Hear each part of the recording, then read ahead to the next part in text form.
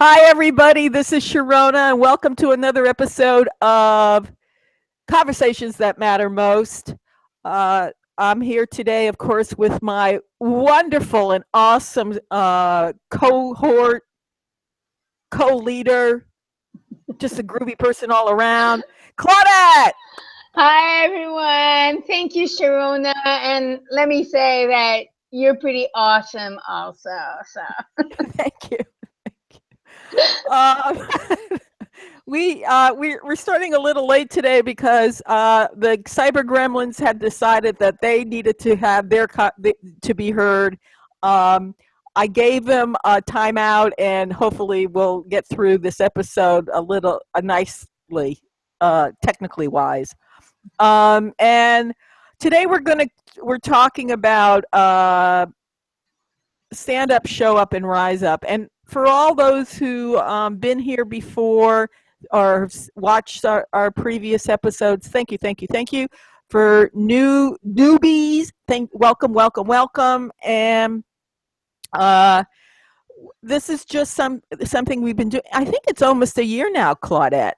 yeah, if not now, very soon. Very For soon. sure. It feels like we're coming to 1 year. We've been doing, Claudette and I started a conversation, and we realized we wanted to keep these conversations going, and we made the decision to throw it out to the world, and we have many topics to choose from, and we'll talk more about that near the end of the episode. So today, as I said, that we're talking about stand up, show up, and rise up. And this conversation started because of the results of the election. And for some, this is going to be uncomfortable. And then I was reminded that in the discomfort, in the uncomfortableness, that's when change occurs. And I'm going to be honest. This last week, 8 days, has been very hard for me. Um, um, I've been very afraid of the person that we quote elected to be our leader. And so for a week, almost over a week, I just could not go into the world. I could not deal with the reality of what we're going to be dealing with in the next 4 years. And so I decided that I needed to find a way to express that fear, that guilt, that not guilt. I have no guilt. Well, I have guilt, but not about that. Why did guilt come up? Freudian slip. But the fear and the concern and the anguish and angst about a person that spewed such hatred and venom and toxicity about other people, about women, about all kinds of things. And yet, and so anyway, that's what today is about, is how do we, so my motto now is I am not going quietly into the night. I do not want to give this person a chance because this person already demonstrated who he is by showing him the people he surrounds himself with. He is a racist. He is misogynist. He is xenophobic. He's homophobic. He's just, and it reminds me, and I know I'm going on, but he just reminds me of what happened in the 30s and the 40s. It reminds me what happened in what's happening now in Turkey. It reminds me of what's happened with all other dictators and fascists. That we're supposed to just wait and give him a chance. No. Anyway, Claudette, I know I was going No, on. yeah, and I understand, that we're many of us are fearful, and I agree with you that sitting and waiting for something to happen is like asking ourselves, is like looking at a freight train coming towards you and saying, well, maybe the freight train will stop before it kills me. Like, yeah, no, please do something, like take action, right? And giving up your power or waiting for something or someone to do something is like giving up your power so that other people will take responsibility. You know, the thing is that we all have we're all responsible in some way for what is happening, right? I Right. mean, it's important for us to acknowledge that yes, we took responsibility, and I don't think anybody is denying that part. A lot of the conversation, I think people are not understanding why are people protesting? Why are they so angry?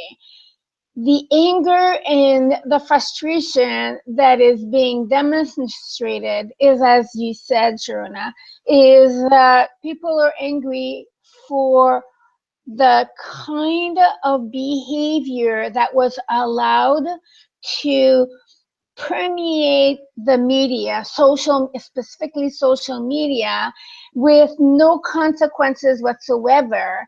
Therefore, this has become a role model for many other people to express. Now, you know, not everybody is going to be pigs, like, or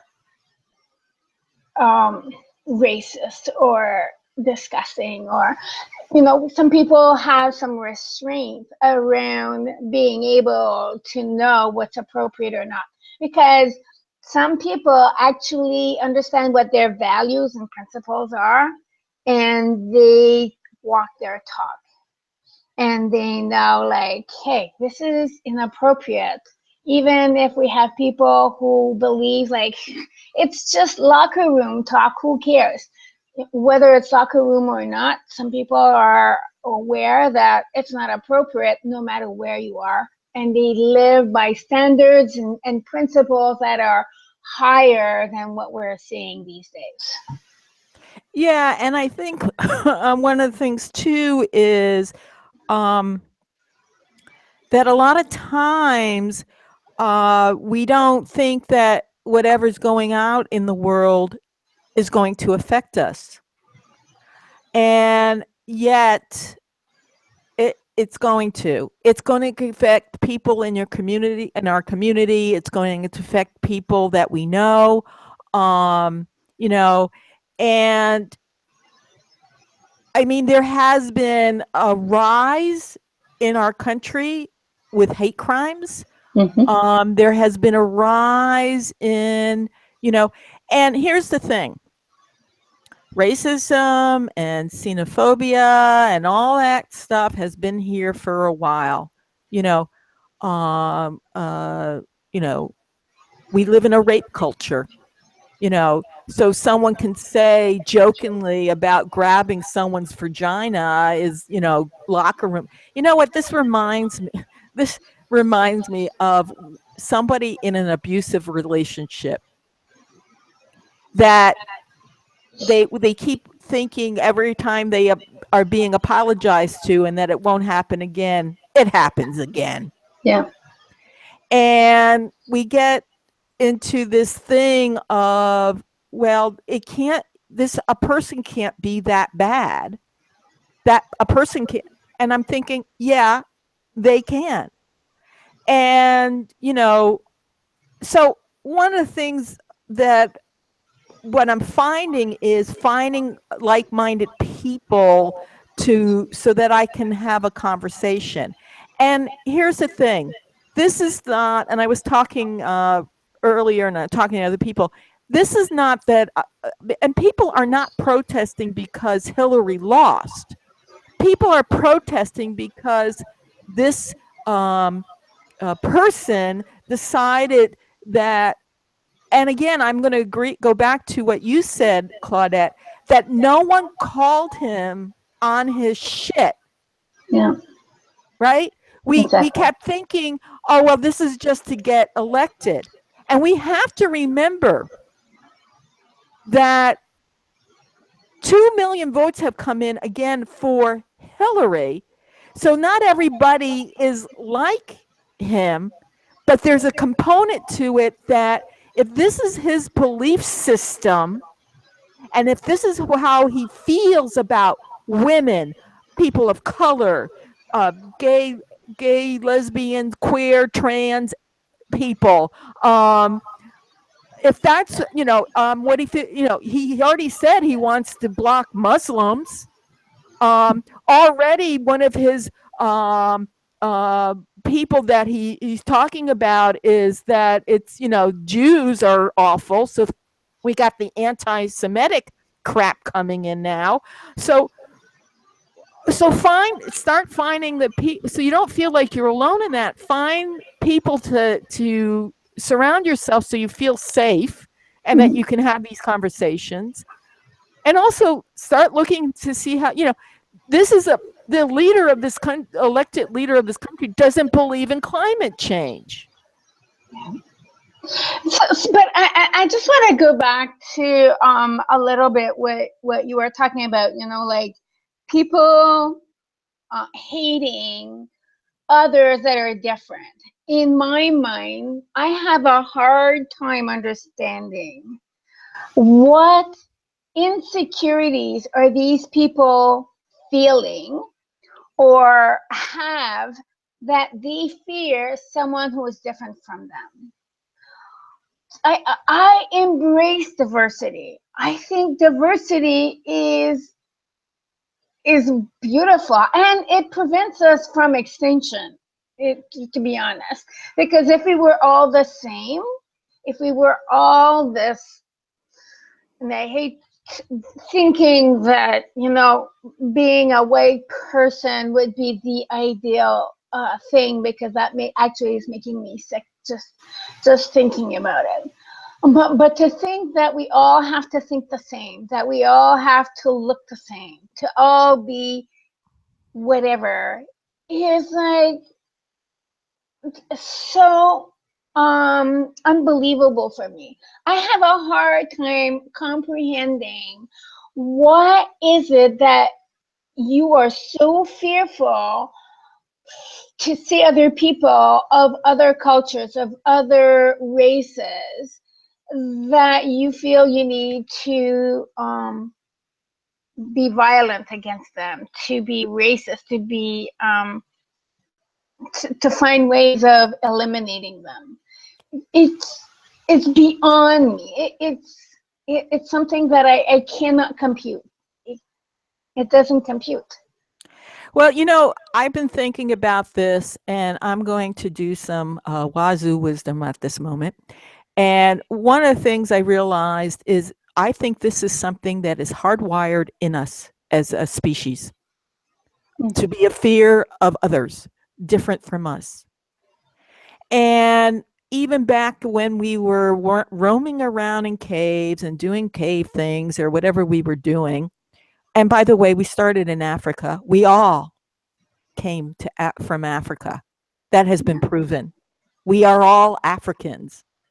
And we're all immigrants in this country. And we're all immigrants. We've all immigrated from Africa. With that in mind, I think that's something that is hardwired to, the fear of the unknown, the fear of others. What happens, though, is when things are not going well and we got to remember, and again, I'm going to say this, there's too many of us on this planet. And we don't have personal connection with so many people. Really, if you think about it, your connection to other people are those right around you or on Facebook or something, but there really is no connection. And yet, even in small towns, if you think about it, even when there were small towns or small villages, we started putting people into categories. Yeah. And so when and let's think about this way back when in Egypt, they had all these slaves building all, so this has been going on as a species for years and years and years. The thing is, because we get afraid and we don't talk about those fears of others or on the unknown, we start blaming them for our woes. Mm. So, Yeah. way back when people started, okay, so first of all, we invaded this country here in the United States. We massacred the people that were here before us. We genocide, and we still treat them as a fringe element. Mm. And what else? Okay, then we conquered. We did that thing, and so then we said, then the Irish came over, and we treated them, and then the Italians came over, and then we treated them badly, and then well, of course, the Jews always came over, and then let's see, and then the Hispanics, and then right, and now, and the Japanese, we put them in internment camps. You know what gets me, and this is a question I have. They put the Japanese in internment camps, but they didn't put German Americans in internment camps. Why was that? Because they look like the majority of the people. Yeah. So that's why I think, I don't get it either. I don't understand. I'm curious. I'm always curious about other cultures and how other people live and all that. And I get a little nervous about asking them, if I say, I don't want to offend them, but I am very curious about, I have to be honest, I don't know any Muslims personally, and I would like to go, hang out with some Muslims. I don't know how to do that. Mm. Right? I don't know how to say, hi, I just want to hang out and learn about you, and you can learn about me, and, and say, yeah, Jews and Muslims can get together, and, right? And Christians and Jews and Muslims can get together, and atheists, and because as an atheist, I think everyone hates me. So I don't think so, Sharon. Okay, I don't hate you. Okay. I actually adore you. because I don't, I must be, going somewhere because I don't, but I'm going, how can I go anywhere? Because, there is, but anyway, so that's my thoughts on that. And I think that's the reason we don't, people keep saying, why can't we all get along? Because we can't even get along with people in our own family. How are we going to get along with people in the world? Exactly. And I think it's a power struggle, right? People, if we don't think like, if you're not thinking like me, then you must be against me, right? So it's this sense of insecurity, and I know it's not everybody who thinks like this. So understand that this is not everybody, and I get it. But those who fear people being different from them, all right, it's that they lack a sense of security in who they are. They don't know what they stand for, and understand that because you stand for something different than something else doesn't mean it's better or worse. It's just different, and different is okay.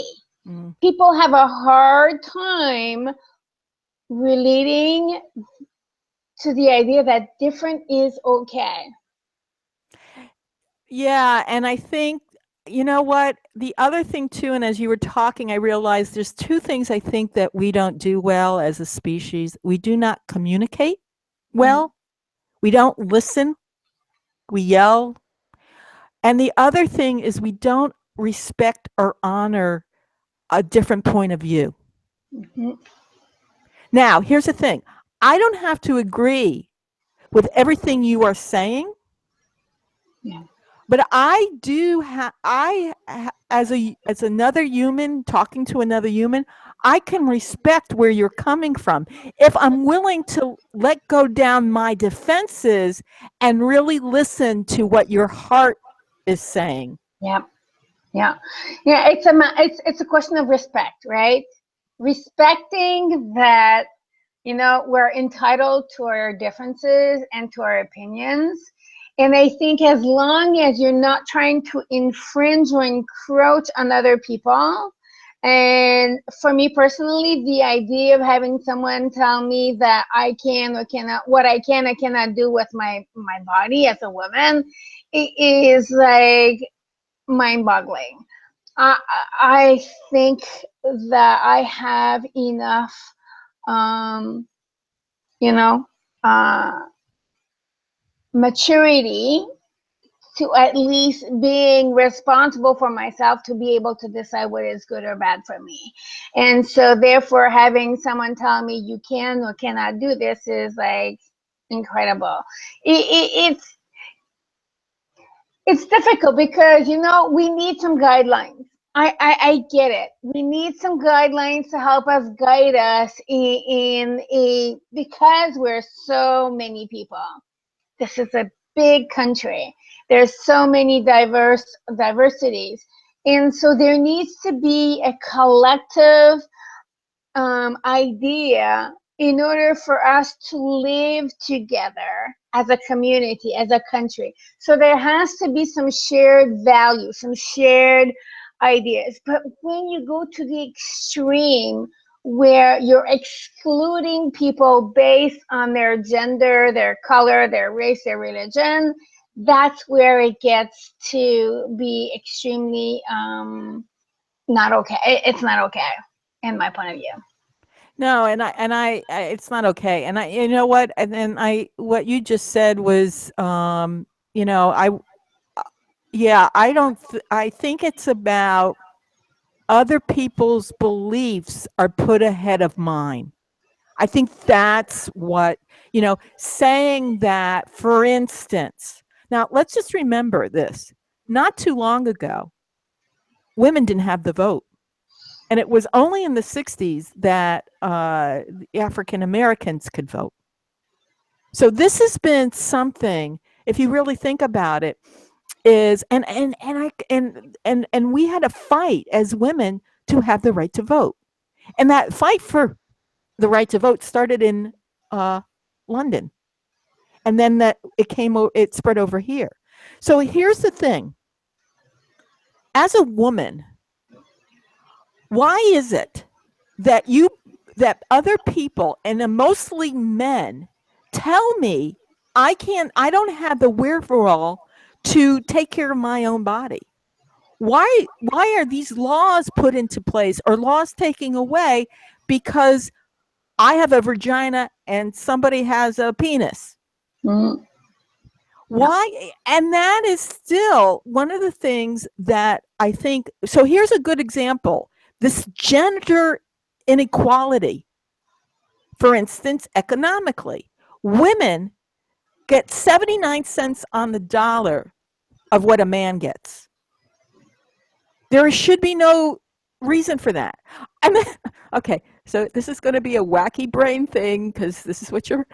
I think the reason why people didn't want to vote Hillary in is because they would have to pay her exactly the same amount of money would have to pay all the other presidents.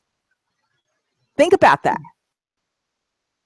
Anyway, but that was just the wacky thing. But there's something is innate. So, and we still, I saw it on TV the other day.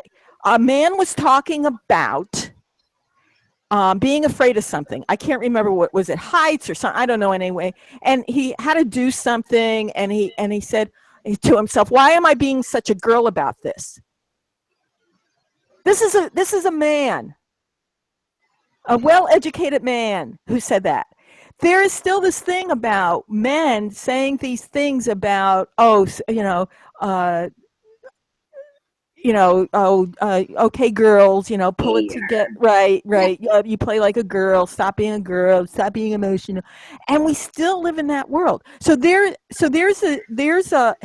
hatred right there. We objectify women. We treat women like women. If they are raped, they have to prove themselves more than a man. A Yeah. man can rape somebody and still get off because that, oh, he's just being, boys will be Big boys. boys. Exactly. Yeah. Yeah. Yeah. It's difficult because, I have two granddaughters, and it makes me sick to my stomach to think that they're growing up, and to be fearful for them that someone will think that it's okay to take them and abuse them. Um, I've been abused as a kid and as a teenager, and for the biggest part of my life, I felt that it was my fault, and it shaped a lot of my way of dealing with the world and seeing the world, in that it was, I couldn't trust people, or if I dared to trust them, I would make them pay the price to make sure that they were worthy of my trust.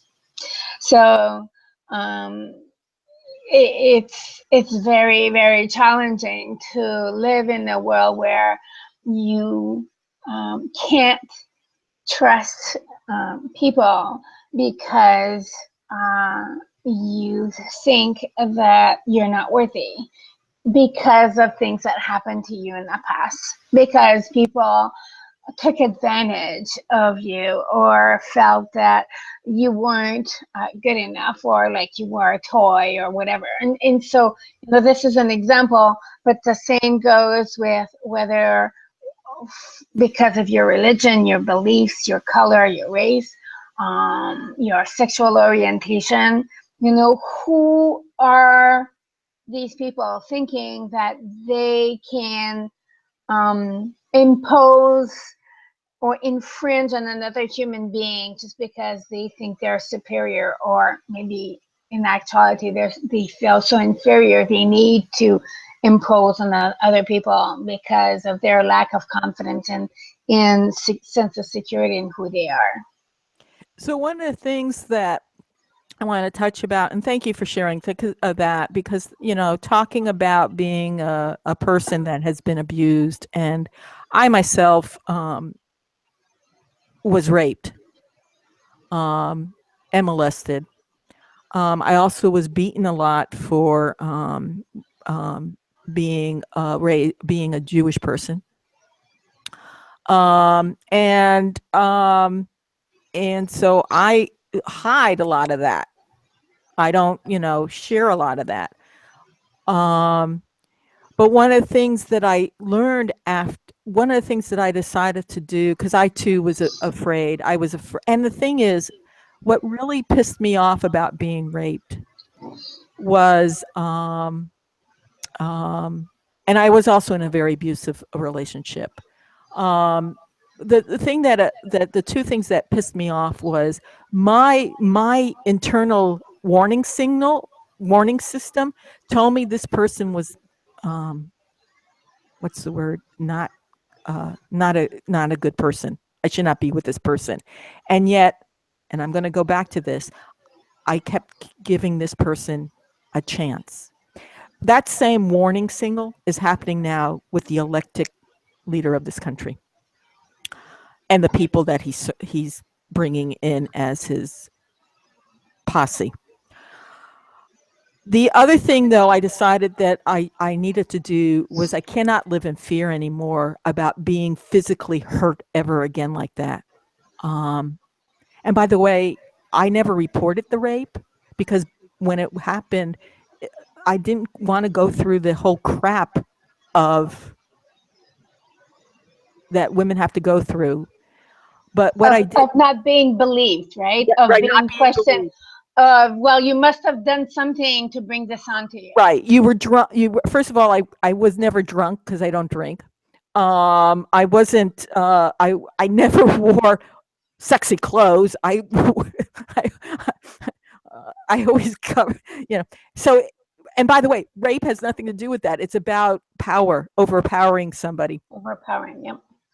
So one of the things I decided to do is I had to learn that I needed to know on a physical level or even on an emotional or psychological level that I could get myself out of danger. And the other thing I learned is I had to trust from that moment on my internal warning system, which I call the uh-oh flap. It happens for me in my gut. It feels like I'm being punched in the gut. Um, and when I don't listen to that, that's when I get into trouble. So I think one of the things is, so as women, as people, trust your internal warning signal. Trust that system. It was sent up. If something is not, it doesn't feel right, then, when someone's being too charming, when someone shows who they are, believe it. Believe them. Exactly. Yep. So Yep. anyway, yeah. And also, yeah, if you're in that place of fear, and reach out to Claudette or myself. Find groups that you don't have to face this alone. Exactly. Yeah.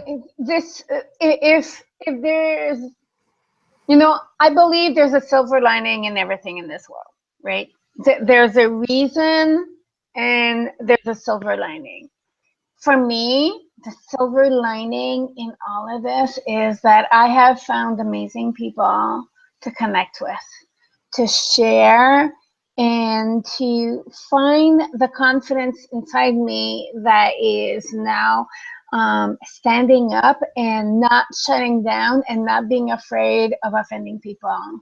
Like, I know people are sick and tired of hearing about the elections and stuff like this, but it's not about the elections anymore. It's way past about the elections.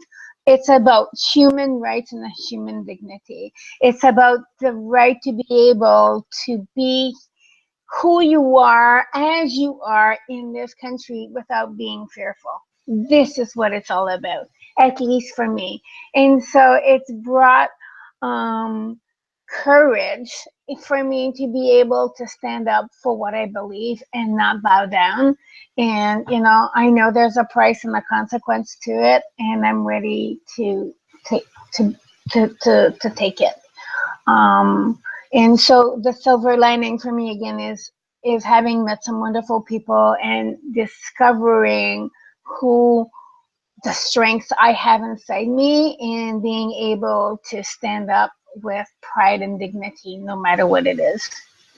And and by the way, you're one of those people for me, Claudette. You're a great role model for me, and because of having conversations with you and talking with you, uh, I found the strength, the courage, and the strength to say, you know what, I am not going to again go quietly into the night. I am going to share my voice. I'm going to share my fears. And um and you know what, if people, and if though there are those who don't want to be in my sphere of I don't want to call it influence, of aura, my sphere of aura, then they fine. I don't, you know what, I need right now. I need what was it? There's two things that I decided to. I'm going to be in Dumbledore's army. That's my and the other one I'm going to be in is I'm going to be a rebel against the Empire. Those are my two. I am a Star Wars fan from the very beginning, and I'm going to say, yeah, the Empire Strikes Back. That's the episode we're in. But the Jedi's are coming back. So I'm going to be the Jedi. I always thought I wouldn't. I don't have my lightsaber. I still do have the cape. So here's the thing. That's what I'm going. That's what we need to do at this moment, is find that, and we all can do it in our way. And I think that's the beauty of this. We find our voice, and we find a place to give our, to stand up, to show up, rise up, share the voice, share our concerns, find a way to be Empowered. empowered in our individual way. So for me, one of the things that I'm doing is on my Facebook page every day, I just keep throwing information out there. And yes, I'm getting, there's pushback and I'm going, no, I don't have to respond to that. I'm just going to keep going on. And I will keep and my pledge as a apprentice Jedi, as Dumbledore's army person, as as a rebellion, I'm on the fringe anyway. I'm a fringe element anyway, and a free radical. My pledge is that I will not be silenced. Yep. I will keep doing what I need to do, and if that includes going quiet and going dark for a couple days, that's okay too. Yeah. Yeah. So I love that what we shared here, and I'm hoping that for anybody that feels they need to find their inner Jedi or their inner confident, whatever it is inside you, that if you don't know where to go and you are seeking help or need someone to talk with, you can talk with either myself or Sharona. I work with stepmoms and I help stepmoms deal. So, a lot of what I'm seeing here, I've always been battling and fighting for something. In my case was the belief that stepmoms and stepfamilies are just as good as traditional families. So the idea of fighting for what I believe in is not new.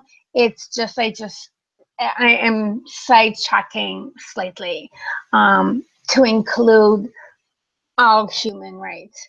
And so, if you're a stepmom and you're looking for support or help, reach out to me and check out my website at stepmomcoach.com. And I know, Sharona, you help with midlife women who are dealing with a lot of changes. And so this is some major changes we're going through. So how can people reach you so they can get, some support or wisdom from you? So yeah, and I think a lot of times that I think I have always been, my name Sharona stands is actually translated into champion and guardian. And so I've always been somebody who I call myself a warrior. I've always been somebody who wants to help protect and guide and be a guardian of other people's empowerment, of the courage and the self-esteem and all that. And my passion has always been people of the feminine persuasion. So, and that could be trans also, because we deal with what we deal with, and lesbians and bis and women. Let's just be honest. People. Anyway, we know who we are. And so if you're dealing or struggling with what's happening in the world, and you're feeling disempowered, and you're feeling very vulnerable, and on shaky ground, I would love you to contact me. I'm a pretty darn good listener. I have big shoulders to cry on. I'm really good about shadow boxing. So you can reach me or you're just trying to create a resume for a new career, midlife career, whatever what's ever going on, you can reach me at Sharona at midlifewomendancingwithchange.com. of course, my website is midlifewomendancingwithchange.com. You can reach me at hashtag midlifewomendancingwithchange or hashtag emotional impact. Also, hashtag thriving in the midst of midlife change. So there's ways that you can find me on social media. And just before we sign off, I just want to thank everyone for being here today. Thank you, Claudette, for being a comrade, I don't know, a fellow warrior on this quest. We are on this quest for protecting the rights of all human beings, no matter what they believe in, no matter what they look like, no matter how they dress, no matter what they eat, no matter what they, all that. Also, just to remember that we have other episodes, so peruse them, listen, share this episode with people who might be feeling also as vulnerable as you. I want to again thank you. Thank you. Thank you, Sharona, for being here and, being my champion and my warrior. So thank you, everybody. And looking forward to seeing you on our future episodes. Bye for now, everybody. Bye, Bye. Claudette. Bye, Sharona.